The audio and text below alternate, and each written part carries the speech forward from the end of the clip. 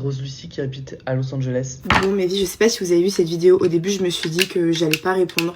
Et en fait j'ai vu qu'elle avait fait énormément de vues. La personne, je pense qu'elle savait d'avance, mais on va en parler après. Et du coup je me suis dit que j'allais apporter une réponse. Parce que tout simplement ça fait trop d'ampleur.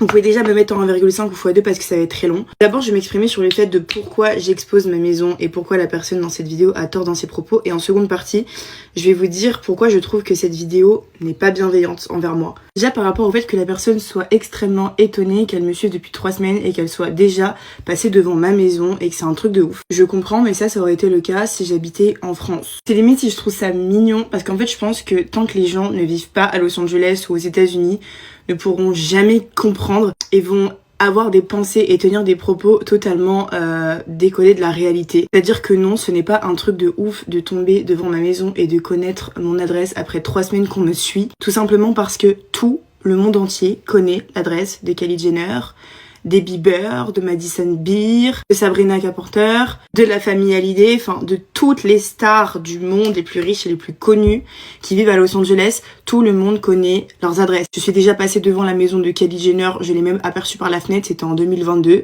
Je connais l'adresse de Charli D'Amelio et tout le monde connaît les adresses des plus grandes stars ici. Donc est-ce que vous croyez vraiment que connaître l'adresse de Rose Lucie à Los Angeles, c'est un truc de fou? Moi en vrai ça me fait rire parce que je suis la personnalité publique la moins connue de toute la ville. Avoir 3 millions d'abonnés à Los Angeles, c'est MDR pour eux. C'est comme si t'avais 1000 abonnés en France. Ici, il y a tellement de stars et toutes les adresses sont tellement connues que non, de connaître où j'habite et d'être déjà passé devant ma maison alors que demain, moi, si je veux, je peux prendre mon vélo, ma voiture et passer devant les Bieber. Ben non, en fait, c'est pas un truc de fou et c'est limite normal parce qu'ici, tout le monde sait où tout le monde habite. Il faut savoir que la maison que j'ai aujourd'hui, donc c'est une location d'une agence immobilière. J'ai vu des gens qui disent « Ouais, loin Airbnb ». Pas du tout. Je suis passée par une agence immobilière. Et bien pour nous vendre la maison et pour nous la louer, vous savez ce qu'on nous a dit, mais je le savais avant, c'est qu'il y a un très grand joueur de la NBA que vous connaissez tous ici, mais j'ai pas le droit de dire pour le coup, en fait c'était le locataire qui était juste avant nous.